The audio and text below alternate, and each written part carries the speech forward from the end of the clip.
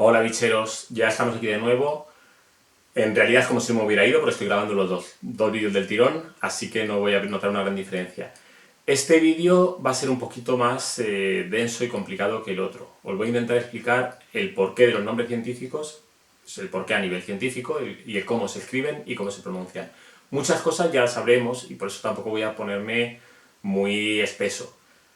Me voy a meter en camisa de 11 varas porque es que yo mismo pronuncio mal muchos nombres científicos. Entonces vamos a intentar con este vídeo solucionar algunos de estos problemas y que yo primero empecemos a pronunciarlos como toca. Pues bueno, lo dicho, empezamos.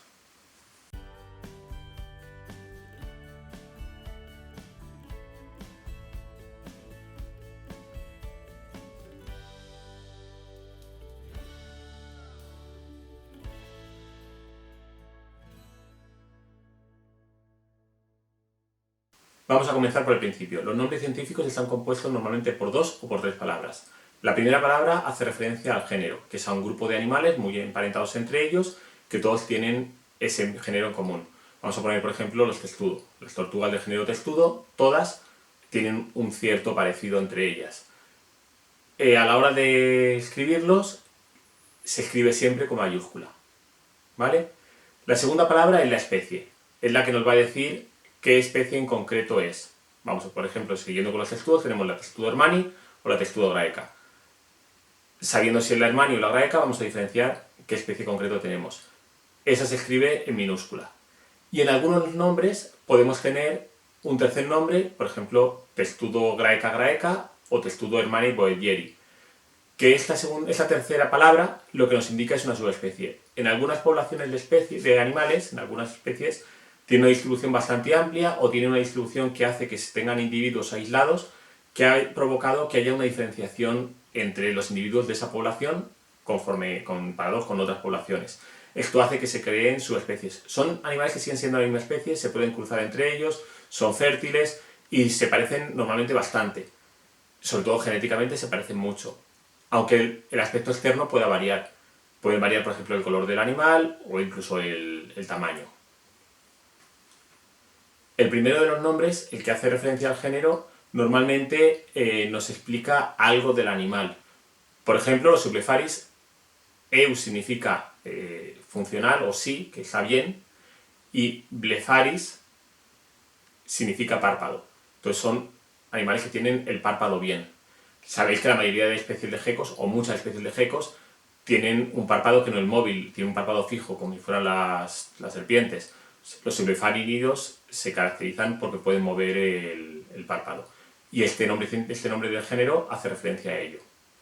La segunda palabra, la que decíamos que hace referencia a la especie, normalmente tiene que ver también con alguna característica especial del animal, también puede tener que ver con el descubridor o directamente por alguna rayada del biólogo que descubriera la especie.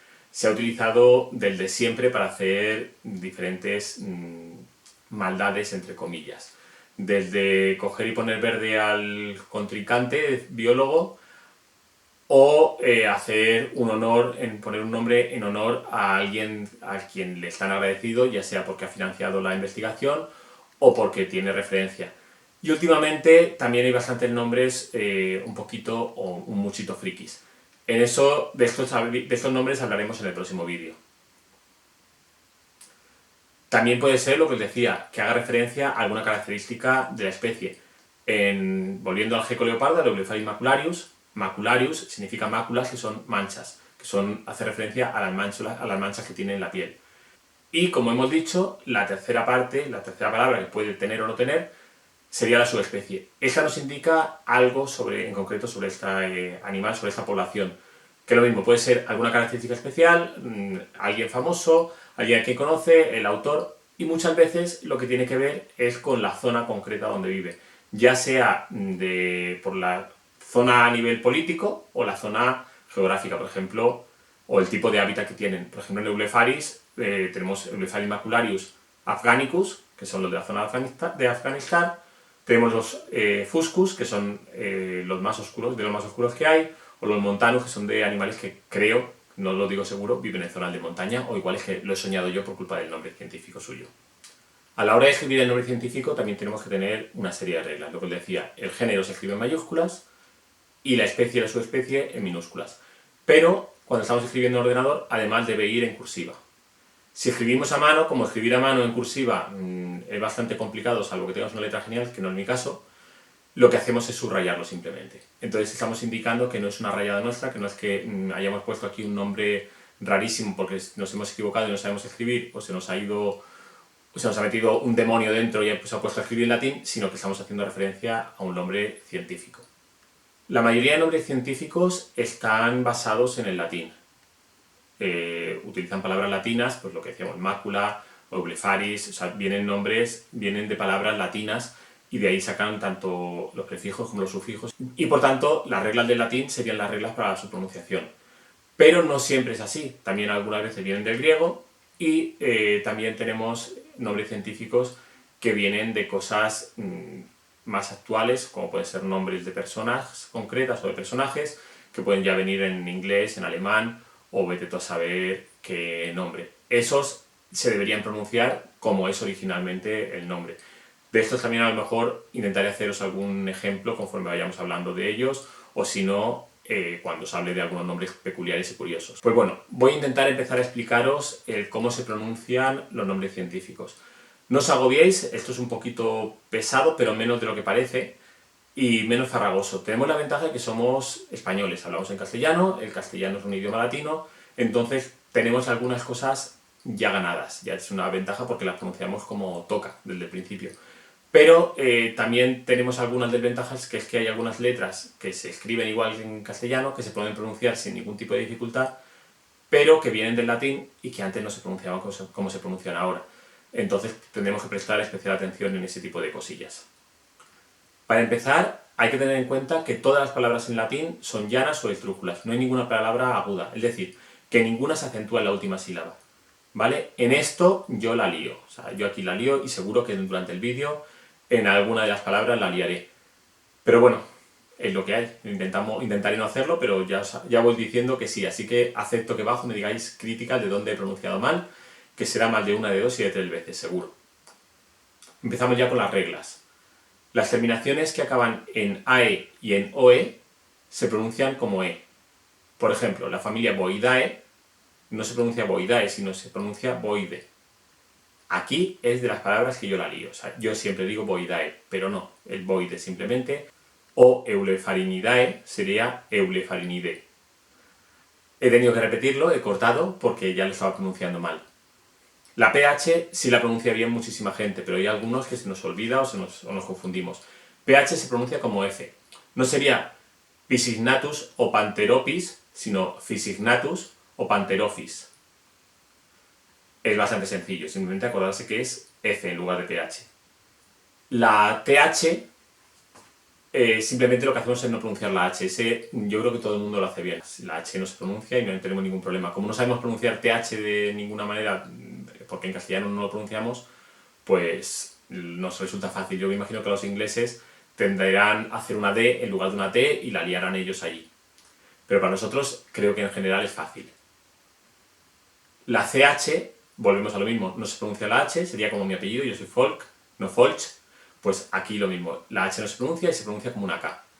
Una en la que nos equivocamos muchísimo todos los españoles, o no voy a decir todos, pero muchísima gente, o por lo menos los aficionados, nos equivocamos mucho, es en la C.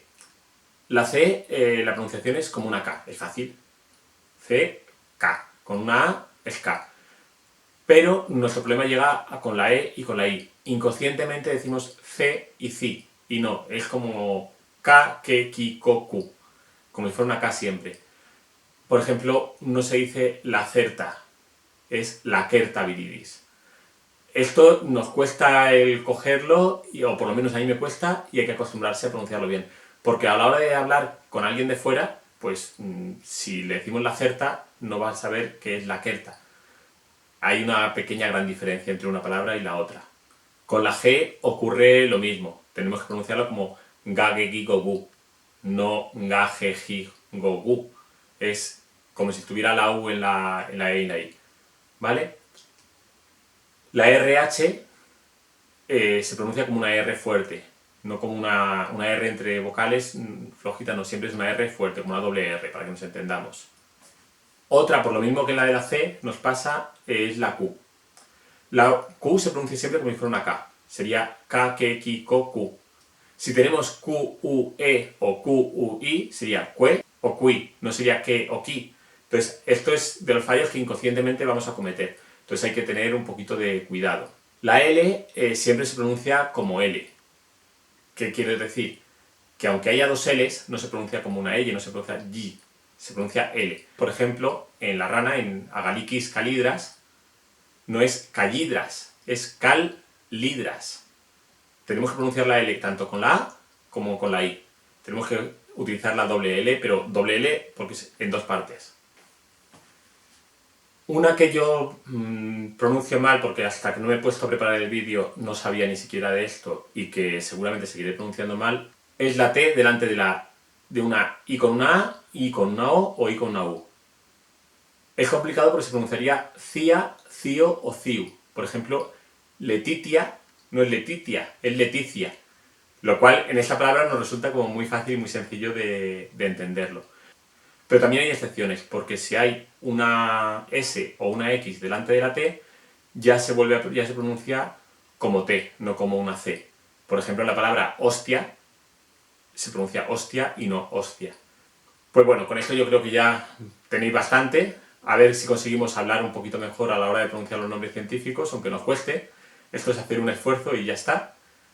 Y poquito a poco pues iremos mejorando. En el próximo vídeo os voy a hacer un vídeo un poquito diferente, un poquito más ameno y espero que simpático, que quede simpático, con nombres científicos que son curiosos, en los cuales intentaré explicaros un poquito el porqué de algunos nombres y poneros alguna fotillo de los animales, un poquito pues más a menos, un poquito de menos aprender y pues echar alguna sonrisita y ya está. Pues lo dicho, nos vemos.